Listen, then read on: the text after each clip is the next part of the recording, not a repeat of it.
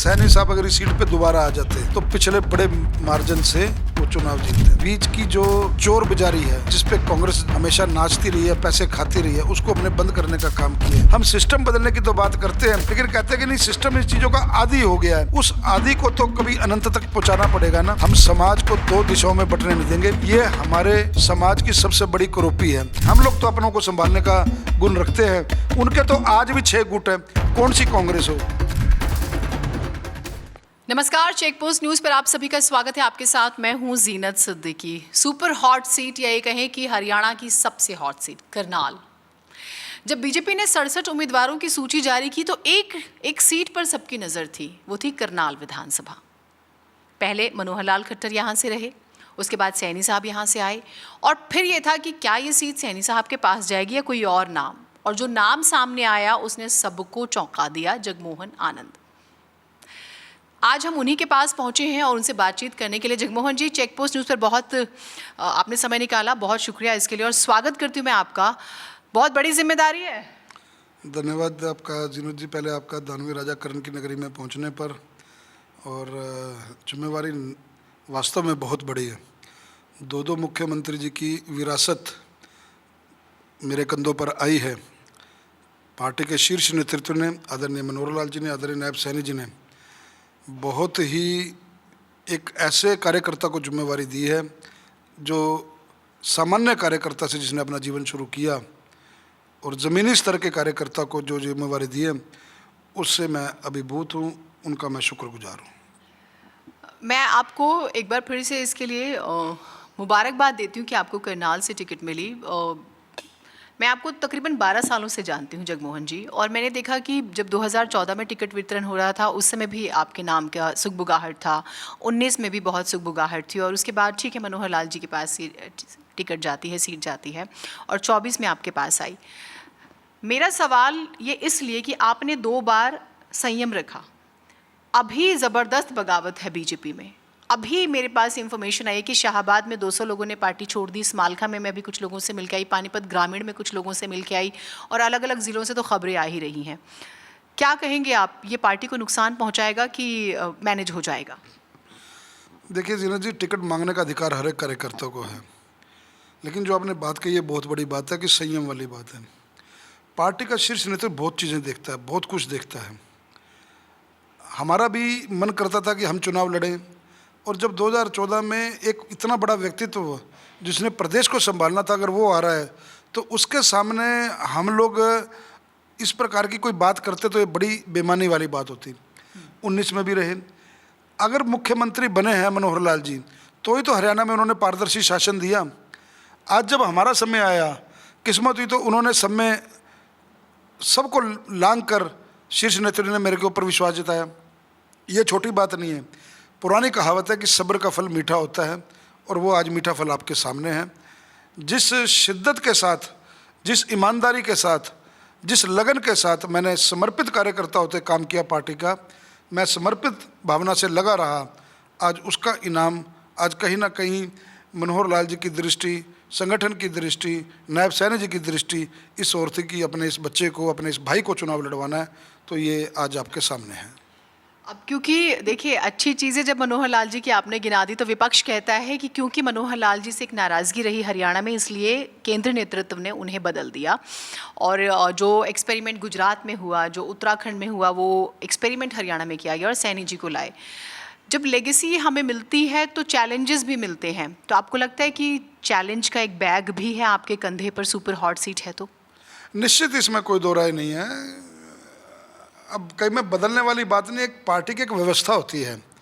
उस व्यवस्था के नाते, जिसे आपने अपनी ही बात में एक बात रखी कि गुजरात का उदाहरण आपने दे दिया, और लगातार सरकार भारतीय जनता पार्टी की बन रही है, और हरियाणा तो डबल इंजन की सरकार के साथ चलता है। जब केंद्र में भारतीय जनता पार्टी की सरकार है तो हरियाणा की जनता जो उनसे वो भारतीय जनता पार्टी के साथ ही जाएगी, भारतीय जनता पार्टी को सपोर्ट करेगी। नहीं तो आज लगातार हम देख रहे हैं कि स्टेटों के अंदर आम आदमी पार्टी की कहीं सरकार है और उनका रोज़ अपना जो झगड़ा है वो केंद्र के साथ रहता है, चाहे किसी भी प्रकार की बातों को लेकर के रहे, तो उसमें कहीं ना कहीं जनता का नुकसान होता है। जनता को ये अब सारी समझ आ चुकी है इस सिनेरियो के अंदर कि इस राष्ट्र के प्रति और हमारे प्रदेश के प्रति कौन सी पार्टी ठीक है? आज इतने बड़े मैंडेट में 1962 के बाद तीसरी बार लगातार केंद्र में हमारी सरकार बनी है, ये छोटी बात नहीं है। और उसी परिपाटी पर चलते हुए हरियाणा में भी नायब सैनी जी के नेतृत्व में तीसरी बार पूर्ण बहुमत की सरकार बनने जा रही है। आप पूर्ण बहुमत का दावा कर रहे हैं और कांग्रेस पार्टी जो है उनके तमाम सर्वेज की लिस्ट बार बार आती है कि ज़बरदस्त तरीके से इस बार कांग्रेस वापसी कर रही है और अब की बार 65 पार की बात हो रही है कांग्रेस पार्टी की तरफ से। और कहा जा रहा है कि चाहे वो किसान हो, अग्निवीर हो या फिर पोर्टल की सरकार कहा जाता है, और महिलाओं को लेकर, युवाओं को लेकर, रोज़गार को लेकर, ये वो बड़े मुद्दे हैं जो इस बार बीजेपी के सामने सजे हुए हैं, बीजेपी के सामने हैं। देखिए, हर एक का अपना अपना सोचने का तरीका, हर एक का अपना अपना बात करने का ढंग अलग होता है। आज भारतीय जनता पार्टी ने जिस प्रकार का शासन और प्रशासन दिया है, अगर पोर्टल पे हमारे को लोग कहते हैं हम डायरेक्ट बेनिफिट डायरेक्ट कंज्यूमर को दे रहे हैं, किसान को दे रहे हैं, तो उसमें अगर पोर्टल सहायक है, बीच की जो चोर बाजारी है जिस पे कांग्रेस हमेशा नाचती रही है, पैसे खाती रही है, उसको हमने बंद करने का काम किया है, तो आज किसी को क्यों तकलीफ़ है? आज सबसे बड़ी बात यह है कि हमारा नेतृत्व ईमानदार है। उन्होंने बड़ी ईमानदारी के साथ हरियाणा को आगे बढ़ाया है। आज आम जनमानस को ये पता है कि मेरा बच्चा नौकरी लग रहा है, जूते बेचने वाले को, रिक्शा पे सब्जी बेचने वाले को, आप देखेंगे कि भी एक सामान्य परिवार से जिसकी अप्रोच नहीं है, किसान परिवार जिसके पास 2 एकड़ ज़मीन है, उसका बेटा अगर तहसीलदार लग रहा है तो वो इसी व्यवस्था के तहत लग रहा है। बिना खर्ची बिना पर्ची की सरकार है। कोई भी व्यवस्था बनाने में, कोई भी इस प्रकार की नई चीज़ करने में अपवाद रहता है, वो योजना बनाने में उसमें समय लगता है, लेकिन किसी को तो कहीं से शुरुआत करनी पड़ेगी। हम सिस्टम बदलने की तो बात करते हैं, लेकिन कहते हैं कि नहीं, सिस्टम इस चीज़ों का आदी हो गया है, उस आदि को तो कभी अनंत तक पहुंचाना पड़ेगा ना। उन सब चीज़ों को आगे देखते हुए हमारी सरकार ने बहुत अच्छे काम किए। प्रायोरिटीज़ हमारी जनता के प्रति जवाबदेह हैं। हमारे लिए पोर्टल ठीक है या नहीं है, ये जनता ने देखना है। जनता ने हमारे को मैंडेट देना है, जनता ने चुनना है। विपक्ष चाहे जो मर्जी हमारे बारे में कहता रहे। पास में कुरुक्षेत्र है और किसान आंदोलन बहुत बड़ा मुद्दा बना, और ये सीट तो ख़ास तौर से पंजाबी बहुल मानी जाती है और नाराज़गी पंजाब की भी हमने देखी पिछले इलेक्शंस में। आपको लगता है किसान आंदोलन का फ़र्क पड़ेगा? देखिए, किसान आंदोलन की मुझे लगता है कि जितनी भी बाधाएं थी, जितनी भी उनकी डिमांड्स थी, वो केंद्र सरकार ने पूरी कर ली। और हरियाणा में भी लगातार अपने अभी पीछे भी कुछ दिनों में देखा होगा, काफ़ी फसलों पर और MSP बढ़ाई। अब उसके बावजूद भी अगर किसान हमारे भाई, क्योंकि अन्नदाता है वो, और अन्नदाता अगर परेशान है तो हमारी आत्मा भी परेशान रहेगी। मैं आपके माध्यम से यही बात कहना चाहूँगा, किसानों के लिए और बहुत सी अच्छी योजनाएं, उनकी आय दोगुनी करने की बात हो, उनकी फसल बीमा की बात हो, उसके लिए हमारी सरकार कटिबद्ध है, लगी हुई है। अगर कोई दिक्कत है तो वो बीच में बैठ करके बातचीत करके ही उस बात को सुलझाया जा सकता है। आंदोलन करने से, रास्ते बंद करने से जनता भी हमारे प्रदेश की नागरिक है, जनता भी हमारे शहर की नागरिक है, उनको अगर तकलीफ़ हो रही है तो ये बहुत बड़ी बात है। मैं समझता हूँ कि किसान आंदोलन का अगर कोई फ़र्क पड़ना होता तो किसान आंदोलन का आपने देश के अंदर देखा कि पुनः तीसरी बार सरकार बनी है भारतीय जनता पार्टी की। मुझे नहीं लगता कि अब किसान आंदोलन का कोई किसी प्रकार की कोई दिक्कत होगी या किसान आंदोलन से हमारे को कोई नुकसान होगा।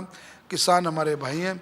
आपके माध्यम से मैं उनको ये अपील करूंगा कि आप बढ़ चढ़ कर एक मजबूत सरकार का अपना साथ दें। पंजाब में किसान आंदोलन ने करके देख लिया। आज आम आदमी पार्टी झूठे वादे करके किसानों के साथ बरगला करके उनको आंदोलन में उकसा करके उन लोगों को यहाँ तक पहुँची है।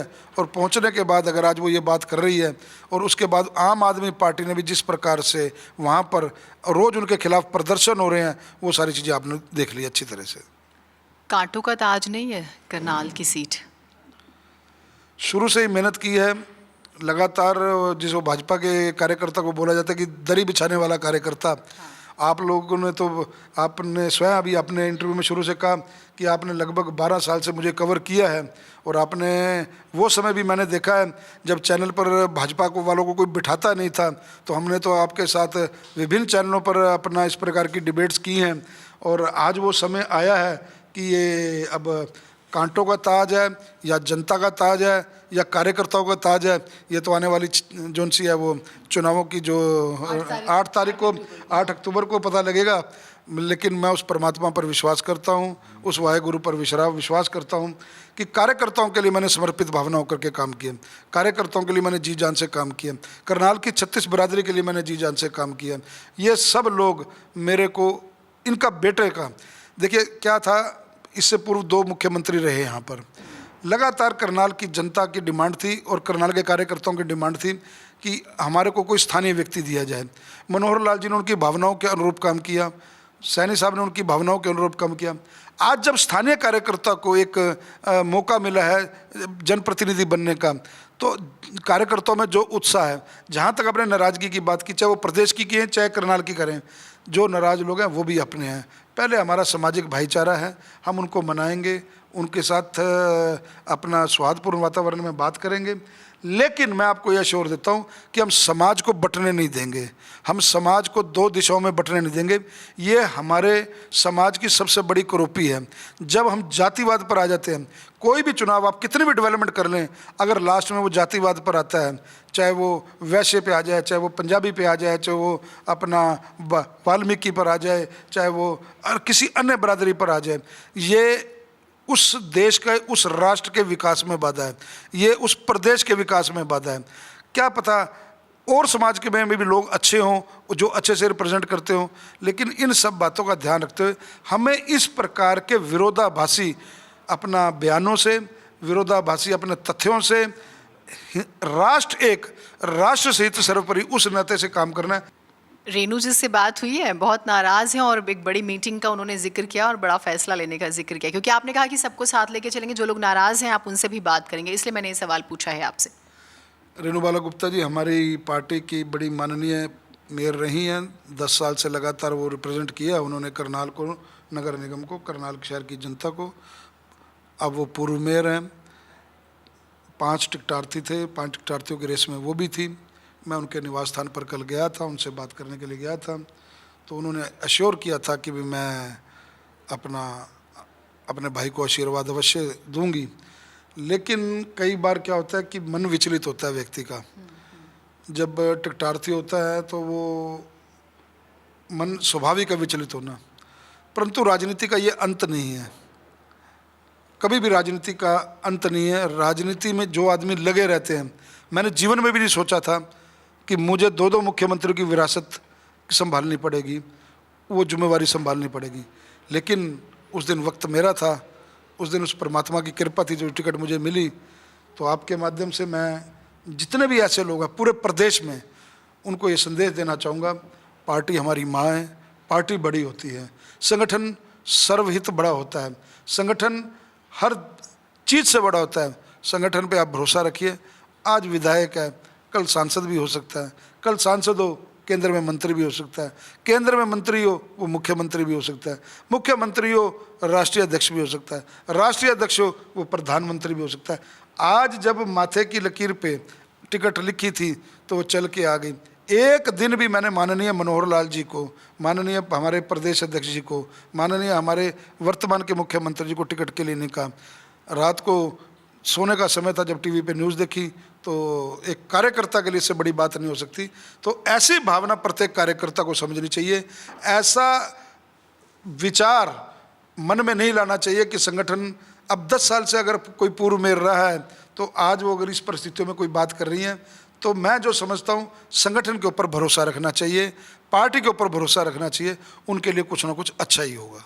आपने कहा कि आपने टीवी पर ये चीज़ देखी, जितना मैं आपके बारे में रिसर्च कर रही थी मालूम चला कि आप मनोहर जी के बहुत करीबी रहे हैं, सैनी साहब के बहुत करीबी, और केंद्रीय नेतृत्व भी बहुत पसंद करता है आपको।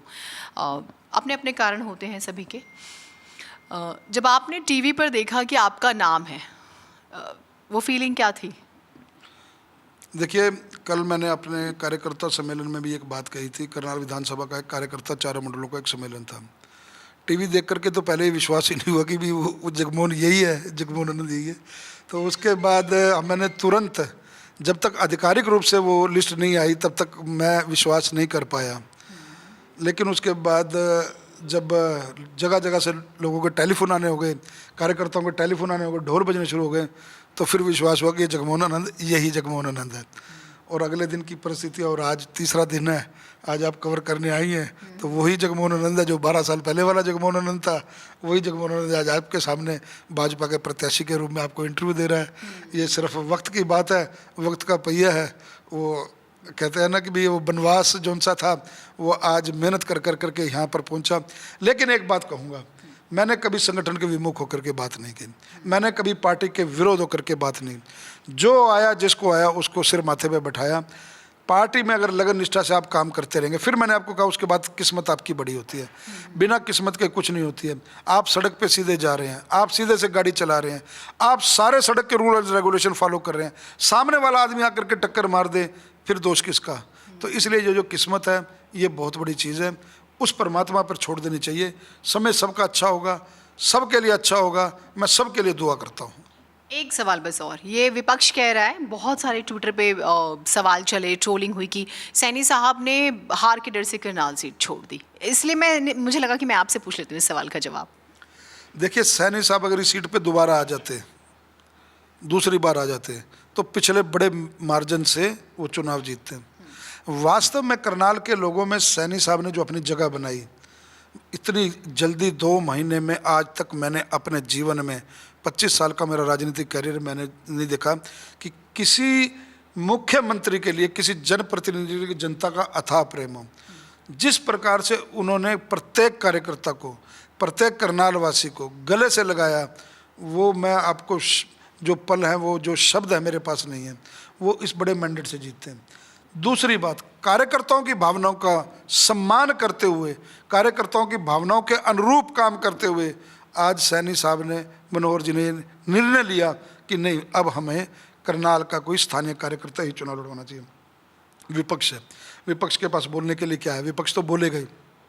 नायब जी करनाल से लड़ते, बहुत बड़े मैंडेट से जीते, नायब जी वहाँ से चुनाव लड़ेंगे लाडवा से, तो बहुत बड़े मैंडेट से चुनाव जीतेंगे। उनके लिए हमारी शुभकामनाएं हैं। हम हर व्यक्ति, हर कार्यकर्ता नायब बनकर के चुनाव लड़ रहा है। हालांकि लिस्ट नहीं आई अभी प्रोग्राम की, स्टार प्रचारकों की, लेकिन संभावना है कि मोदी जी जो है इस सीट पर प्रचार करने आएंगे। और मोदी जी से मुलाकात हुई है, लास्ट टाइम कब हुई थी? मोदी जी से मेरी मुलाकात 2 पल मुझे याद है अच्छे से। मोदी जी एक तो जब हमारी राष्ट्रीय कार्यकारिणी थी फरीदाबाद में, तब वो गुजरात के मुख्यमंत्री थे, और किस्मत से मेरा ताज होटल में मेरा रूम था, और उसी रूम के साथ वाले रूम में मोदी जी का रूम था। तो मुझे सुबह पता लगा कि भाई वो जब वो डॉग्स, स्निफर डॉग्स वगैरह जो बम स्क्वाड होते हैं, तो वो उस पोर्च में घूम रहे थे, तो तब पता लगा कि भाई मोदी जी इसमें आए हैं, भाई रात्रि निवास उनका मोदी जी का यहाँ हुआ है। तो सवेरे मैं मोदी जी को मिलने के लिए चला गया। तो स्वाभाविक है, मैंने जाकर के उनके पाँव को हाथ लगाया। तो उन्होंने कहा कि नहीं नहीं, पाँव को हाथ मत लगाओ। तो उन्होंने मेरे से परिचय पूछा कि आप कौन? मैंने कहा जी ऐसे से मैं प्रदेश का प्रवक्ता हूँ, उसमें प्रवक्ता की मेरे पास जिम्मेवारी थी। तो मेरे को कहने लगे कि भाई क्या नाम है आपका? मैंने कहा जी जगमोहन आनंद। कहते आनंद परिवार से हो? मैंने कहा जी। तो मैं तब तो जब वो प्रभारी थे इतना उनसे नहीं मिला था, तो कह रहा अच्छा इतना बड़ा हो गया आनंद परिवार से व्यक्ति कि आज मेरे सामने खड़ा है। तो तब उन्होंने मेरे चाचा जी के बारे में पूछा, स्वर्णानंद जी हैं? मैं कहा जी बिल्कुल हैं। तो फिर जब मैंने पाँव को हाथ लगाया तो उन्होंने पूछा घर पे माता पिता हैं? मैंने कहा जी हैं। कह रहे कि भी अब अगर आप किसी नेता के पाँव को हाथ लगाते हो तो इसमें स्वार्थ की भावना आती है। मेरे पाँव को हाथ मत लगाया करो, अपने माता पिता के पाँव को हाथ लगाया करो, वही आपके नेता हैं, वही आपके भगवान हैं। तो ये पल, जो ये शब्द है, मेरे को आज तक याद है। उन दिनों मेरे साथ शशिपाल मेहता जी थे, मेरे एक वकील साथी शमशेर नैन, वो मेरे साथ था। तो नेता कोई एक चीज़ से महान नहीं बनता, नेता सर्वगुण से महान बनता है। उनकी ये शिक्षा दीक्षा दी गई, आज तक मेरे को सम्मित। और ये उदाहरण मैं अक्सर देता हूँ। हरियाणा में पिछले दिनों जब चुनाव था तो मैं जिला अध्यक्ष था, कुरुक्षेत्र में उनकी रैली हुई थी, तो वो हेलीपैड पे मेरी जिम्मेवारी लगी उनको अपना पुष्प भेंट करने की। तो मैंने उनको दिया, तो मेरे कहने लगे और जगमोहन जी क्या हाल है? मैं देख के हैरान था कि 2012 में उनसे मुलाकात हुई थी और 2019 में 7 साल बाद भी उनको, वो बहुत छोटी सी मुलाकात थी मेरी जो मैंने आपको ताज होटल की बताई, लेकिन 7 साल भी उनको इतने व्यक्तित्व का, पूरा देश घूमने वाले नेता को, वो प्रधानमंत्री बन चुके थे, उनको नाम अगर याद है तो ये नेताओं में गुण है। ऐसा सर्वज्ञानी, ऐसा राजनीति का एक आदर्श, ऐसा यशस्वी और तपस्वी जब देश का प्रतिनिधित्व कर रहा हो प्रधानमंत्री, तो ये हमारे लिए, हमारी पीढ़ी के लिए, हम लोगों का सौभाग्य है कि हमारे आने वाले आगे बच्चे कल को पोते कहेंगे कि हमारा बाप या हमारा दादा ने मोदी जी के नेतृत्व में इस देश के लिए, इस राष्ट्र के लिए काम किया। तो ये मोदी जी का जो मेरे साथ उनका कुछ पलों का संस्मरण है वो मैंने आपके साथ शेयर किया। संभावना है कि वो यहाँ पर आएंगे प्रचार प्रसार के लिए? उनका स्वागत है, जोर शोर से उनका स्वागत करेंगे। मोदी जी अगर आ जाएं तो मेरे से इससे बड़ी सौभाग्य की बात क्या है। आप श्योर है बीजेपी की सरकार बन रही है? कितनी सीटें लगभग? देखिए, पूर्ण बहुमत के साथ भारतीय जनता पार्टी की, देखिए जब इलेक्शन उठेगा, अभी कांग्रेस की टिकटें आवंटित होनी है, उसके बाद जब आप देखेंगे कि किस प्रकार से जो आज आप हमारे लिए पूछ रही हैं, आपके सारे चैनल उनके पीछे चले जाएंगे। हमारी 90 विधानसभाओं में से लगभग 300 लोग टिकटार्थी थे, उनकी 90 विधानसभाओं में लगभग 2580 टिकटार्थी हैं। तो जब उनमें भी 90 टिकटें बटनी हैं, कोई हर सीट पे 2-2 5-5 सीट तो जानी नहीं। तो जब आपका कैमरा उधर जाना शुरू होगा और जब वो खबरें आएंगी तो तब आप देखेंगे कि किस प्रकार की भगदड़, और उसके बाद जो मैंडेट चलना शुरू होगा, उसके बाद जो बीजेपी का ग्राफ है वो बढ़ेगा। अभी तो सब लोगों का ध्यान हमारे ओर है, हमारी लोगों की बगावत की ओर है, हमारे लोगों का जो थोड़ी सी नाराज़गी है उनकी ओर है। लेकिन हम लोग तो अपनों को संभालने का गुण रखते हैं। उनके तो आज भी 6 गुट हैं। कौन सी कांग्रेस हो, शैलजा की कांग्रेस अलग है, यादव जी की कांग्रेस अलग है, उसके बाद अपना रणदीप सुरजेवाला की कांग्रेस अलग है, भूपेंद्र सिंह हुड्डा की कांग्रेस अलग है। इतने में जब तक आपसे बात करूंगा कोई और नया नेता आ जाएगा। तो उनकी तो 6 कांग्रेस है, हमारे यहाँ तो एक ही कांग्रेस है, वो मनोहर लाल जी की अपना हमारे यहाँ तो एक ही बीजेपी है, मनोहर लाल जी की बीजेपी है, वही नायब सैनी जी की बीजेपी है, वही जगमोहनानंद की बीजेपी है, और वही एक सामान्य जो छोटे से छोटा कार्यकर्ता है उसकी बीजेपी है। तो हमारी तो बीजेपी समित है, सामंजस्य वाली है, सबको साथ लेकर के चलने वाली बीजेपी है। मेरी शुभकामनाएं हैं आपके साथ। आपने समय निकाला और वक्त दिया। तो जगमोहन आनंद करनाल सीट से जो है इस बार मैदान में है, सुपर हॉट सीट है, नज़र रहेगी सबकी। दोनों चीज़ें हैं, देखिए 2-2 सीएम की जब यहाँ से वो जिम्मेदारी संभाल कर गए हैं तो एक विरासत मिली है, तो इतना ही बड़ा एक कांटों का ताज भी है। देश दुनिया की नज़र इस सीट पर रहेगी, तो बहुत बड़ा चैलेंज भी है। लेकिन हम शुभकामनाएँ देते हैं सर आपको, और जनता तय करेगी वो किसके साथ है। लेकिन जगमोहन जी बहुत ज़्यादा आश्वस्त हैं अपनी जीत को लेकर, मानते हैं कि पार्टी के पुराने कर्मठ कार्यकर्ता रहे हैं, तो यकीनन पार्टी और जो कार्यकर्ता हैं और जो ज़मीन पे जो जनता है वो उनका साथ देगी। उम्मीद करते हैं आपको ये वीडियो बहुत पसंद आया होगा। आप इस वीडियो को लाइक कीजिएगा, शेयर कीजिएगा और चेक पोस्ट न्यूज़ को सब्सक्राइब ज़रूर कीजिएगा। नमस्कार।